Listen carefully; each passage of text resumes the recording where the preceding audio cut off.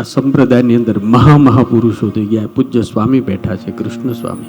મેં રાજકોટની અંદર ગુરુની વાત કરી હતી, ધર્મજીવનદાસ શાસ્ત્રીજી મહારાજ. 80 વર્ષ પહેલા એક મહાપુરુષ થયો, આર્ષ દ્રષ્ટા પુરુષ, જેને સ્વામિનારાયણ ભગવાને કીધું સદવિદ્યાની પ્રવૃત્તિ કરવી, અને એ સૂત્રને લઈ અને આ સમાજની અંદર એને ગુરુકુલ પરંપરાની સ્થાપના કરી.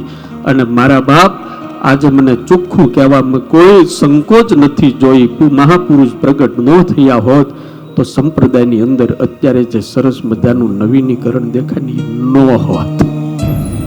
વંદન કરવા પડે આવા સાધુ પુરુષોને. એને સ્વામિનારાયણથી જરાય અલગ ન કર્યું.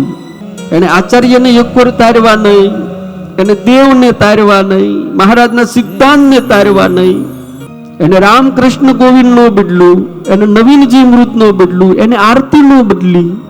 હવે એનાથી મોટા તો આપણે નથી. એને જય નો બદલી. મારા બાપ જય સમજાય. ધર્મજીવનદાસજી શાસ્ત્રીજી મહારાજ એટલે એટલા મહા મોટા પુરુષ, એટલા યુગ પુરુષ જેને કહેવાય.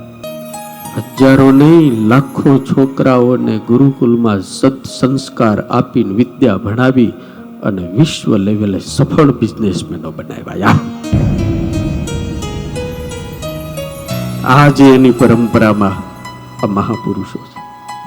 અને આજે ધામમાં ગયા છે એટલે હું એની વાત કરું. એમને ગુરુ મારી લગભગ કથામાં મહાપુરુષોને જ્યારે યાદ કરું ને ત્યારે અવશ્ય એટલું કહું કે આ સાધુ પુરુષ જે હરિસ્વરૂપ સ્વામી છે ને, એ દર્શન કરવા જેવા સાધુ છે અને સેવવા જેવા સાધુ હતા.